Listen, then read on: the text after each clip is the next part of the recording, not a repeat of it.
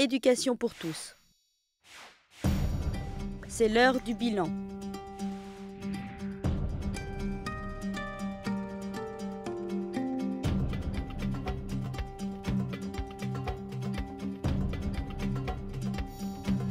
Depuis 2000, le nombre d'enfants non scolarisés a pratiquement diminué de moitié. 50 millions d'enfants de plus ont ainsi pu rejoindre les bancs de l'école, une chance qui n'aurait jamais pu leur être offerte sans les efforts déployés par la communauté mondiale. Mais cela signifie également que 10 millions de jeunes ne sont toujours pas scolarisés. De plus en plus de générations sont laissées pour compte. Leurs pays leur ont refusé toute chance de contribuer à la prospérité qui va de pair avec une population éduquée. Leurs familles les ont privés de la chance de pouvoir jouir d'une bonne santé et d'une bonne alimentation, améliorée avec chaque année de scolarisation supplémentaire. Et ils se sont refusés à eux-mêmes une citoyenneté pleine et entière. Aujourd'hui, maintenant, une petite fille pauvre vivant dans un pays à faible revenu n'a pratiquement aucune chance d'aller à l'école. En fait, c'est son arrière-petite-fille qui sera la première femme de la famille à achever l'enseignement secondaire inférieur. Nous pouvons briser le cycle. Nous savons ce qu'il faut faire.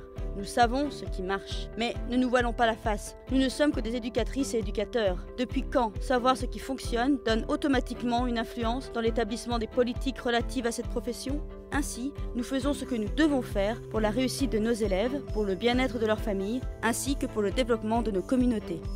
Nous nous syndiquons. Nous nous mobilisons. Nous restons unis pour l'éducation. Plus de 30 millions d'éducateurs, répartis dans 172 pays, représentés par l'International de l'éducation, ont créé une campagne pour un enseignement de qualité, des outils et des ressources de qualité, mais aussi des environnements d'enseignement et d'apprentissage de qualité. Nous connaissons notre histoire. Il y a 65 ans, la Déclaration universelle des droits de l'homme affirmait « L'éducation doit viser au plein épanouissement de la personnalité humaine et au renforcement du respect des droits de l'homme et des libertés fondamentales. » Nous connaissons les chiffres. Un quart de la jeunesse d'aujourd'hui n'est pas en mesure de lire une phrase, que ce soit en partie ou dans son intégralité. Dans un tiers des pays analysés, plus d'un quart des enseignants du primaire ne sont pas formés conformément aux normes nationales. Nous connaissons nos droits.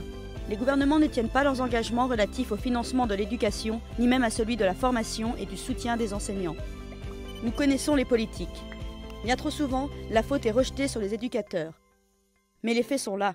Pour réaliser une éducation de qualité, il faut investir dans un enseignement de qualité grâce à la formation, au développement professionnel et à des salaires décents. Mais aussi dans des outils et des environnements qui favorisent l'enseignement et l'apprentissage. Et maintenant, où en sommes-nous ? Les Nations Unies doivent décider si l'éducation de qualité constitue un objectif de développement majeur. Si nous allons non seulement envoyer les enfants à l'école, mais également leur offrir l'éducation de qualité dont ils ont besoin. La campagne Unis pour l'éducation est reconnue comme la voix des éducateurs du monde entier dans ces décisions clés. Plus d'une centaine de pays seront le théâtre d'événements organisés cette année par les syndicats d'éducation dans le but d'envoyer des messages aux Nations Unies. Une éducation de qualité constitue un droit humain pour tous et non le privilège d'une minorité. Au mois d'octobre, nous allons transmettre ces messages aux Nations Unies. L'International de l'éducation délivrera-t-elle des milliers, des dizaines de milliers ou des millions de messages provenant des éducateurs? La balle est dans votre camp. Pouvons-nous compter sur vous? Pouvons-nous compter sur votre organisation? Pour le savoir, pour participer, pour changer les choses, restez à l'affût. Ou commencez par vous rendre sur unite chiffre 4 éducation.org.